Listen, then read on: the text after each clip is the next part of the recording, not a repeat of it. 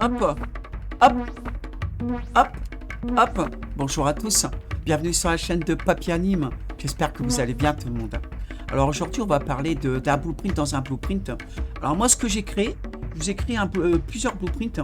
Un blueprint petite taille, moyenne taille et ainsi de suite. Vous voyez là, quand on fait un blueprint, il n'y a pas de box de collision. Ça veut dire que quand je rentre un jeu, quand je touche le bloc, il se prend 0 dégâts.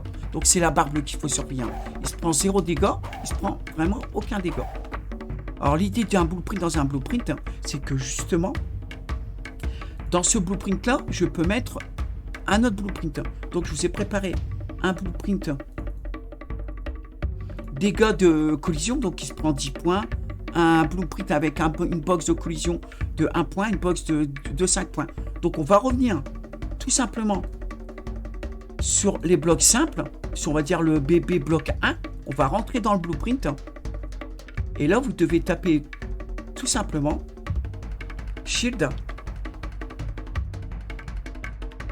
Actor et vous allez ici dans Shield Actor classe et vous choisissez le blueprint que vous avez besoin. Ma box de collision dégâts, 10 points par exemple, et là elle est dedans. Donc je reviens sur le viewport, donc elle a été intégrée directement. Vous voyez, donc là c'est pas du tout la même taille, donc ce que je vais faire c'est que dans le blueprint, je vais changer sa taille. On va aller assez vite.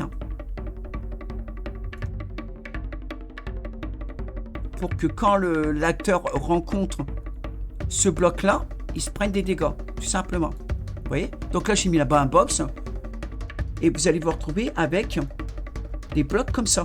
Alors l'avantage d'un blueprint dans un blueprint, j'ai fait un blueprint bloc normal avec un bloc de collision avec des dégâts de 1, avec des dégâts de 5 et avec des dégâts de 10. Maintenant, au lieu de faire comme tout à l'heure, d'aller dans des blocs simples, et comme je vous ai dit, après de prendre une box de collision et de faire les collisions, c'est compliqué parce que vous imaginez, vous avez 50 plateformes d'une certaine couleur et qu'il faut mettre une box de collision donc qui récupère des dégâts.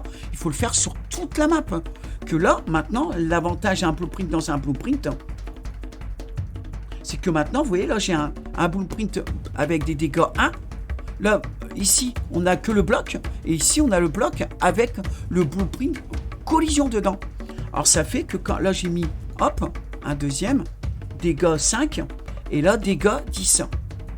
Donc voilà en jeu. Hop. Ah, il faut savoir ce que là, vous devez juste surveiller la jauge bleue. La jauge bleue, c'est électrocution. Donc à chaque fois que je montrerai, que j'irai, que le personnage ira sur un bloc bleu, il se prendra de l'électrocution. Voilà. Des châtaignes, quoi, comme on appelle. Donc il se prend des châtaignes de 10, des châtaignes de 5 et des châtaignes de 1. Donc à chaque fois qu'il va aller dessus, il se prend des châtaignes de 1. Bon, il y aura des animations et tout. Là, il se prend des châtaignes de 5. Et là, il se prend des châtaignes de 10. Allez, on le fait mourir. Allez. Encore une. Allez. Et voilà, le personnage est mort. Bon, ça fait partie du gameplay plus tard. En vrai, je ne devais pas vous le faire voir. Mais voilà. Vous avez vu, en ce qui concerne Pix, justement, vous avez vu que maintenant il a 3 jauges, donc il a la jauge rouge que vous ne connaissez pas encore, c'est quoi exactement, la jauge bleue qui est électrocution, et la jauge verte qui, vous le verrez plus tard. Voilà, j'ai bien bossé cette semaine. Allez, Papy Anime, il vous dit à bientôt.